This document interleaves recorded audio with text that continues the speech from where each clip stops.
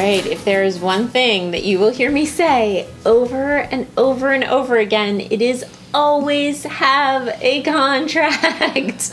Always. I mean it. Like, I can't even express how much I mean always have a contract. I don't care if you're working with a commercial client, a private client, or your best friend. Always have a contract. Number one, that contract needs to state exactly what the prices are going to be and exactly what they are getting for that price. And don't forget, it's okay to say something like digital files are purchased separately if you don't include them. It's okay to spell things out. It's actually really important to spell things out because a lot of times there are just misconceptions about what photography is and what it includes. Yep. So just spell it out. If you're super clear, then there can be no reason for any sort of miscommunication later down the line of, oh, I thought this was included or anything like that. Just be super clear here. This is your chance. Yeah. And then always have a property release and a model release. Those two things you might think are basically the same thing, but they are just slightly different.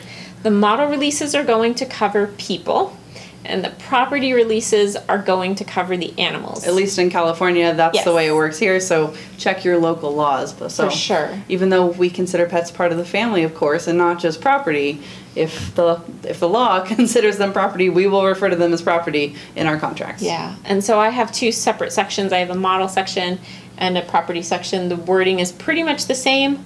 It just, the words are switched out, but... Absolutely. Yeah. Another super important thing to include in your contracts is any sort of liability. I'm talking about worst case scenarios. This is not fun to think about, but it's essential to think about. What if during a session a dog bites you?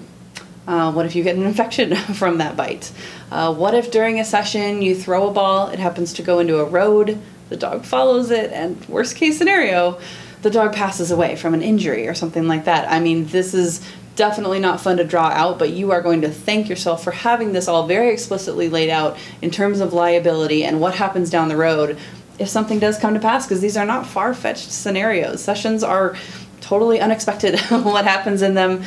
They're very spontaneous, and if something spontaneously bad happens, you want to make sure that you're covered and that it's not just totally blindsiding everybody and no one has any idea how to deal with it. Yeah, and speaking of liability, it's also really important that you have a general liability insurance and equipment coverage, because who knows if you might be on a shoot and your camera gets stolen. What happens? Your entire bag gets stolen, or the dog knocks it out of your hand, or make sure that you have coverage for that. Make sure that if the dog does get injured, it should be in your contract, but who knows, make sure that you have insurance to cover that. There's a lot of insurance companies out there that work with photographers, so shop around, see who can offer you a great deal, but really what we recommend having is equipment insurance and general liability. Mm-hmm. But back to contracts real quick, another thing that we do strongly recommend having in your contract is the issue of copyright. It's a good reminder, even if it is already covered by the law. For example, in America, photographers own the copyright to their images, but then again, that's not including work for hire agreements, maybe with a commercial company. I mean, you've really got to have this stuff spelled out for each and every one of your clients to make sure there's no miscommunications.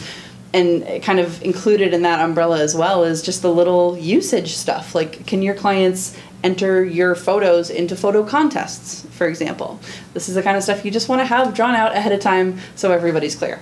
Yeah, and you can find contracts. I think the Law Tog has I think they might actually have a pet photography contract. But regardless, it's still really important to find a lawyer who specializes in contracts and can help go through this. I know it's an investment.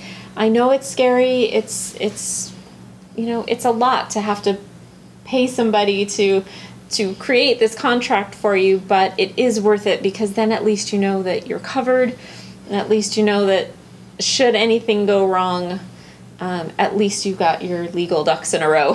Absolutely. And it's not like you're shelling out thousands of bucks every month to have someone on retainer or anything crazy like that. A lot of lawyers will offer, low or no cost initial consultations so they can get a feel for your business, know that they can help you, and then together you can draw something up that's really going to work well. So it's good to know a lawyer and to not only get that initial contract set up, but also if something does happen down the line, it's really reassuring to know that there's someone that you can call, that it's their area of expertise and it doesn't have to be yours too. Exactly, but regardless of anything else, have a contract, use a contract. Doesn't matter who it is, really. Everyone signs a contract. My best friend signs a contract. Absolutely. So get it done. I think you'll be really, really glad that you did. Yeah.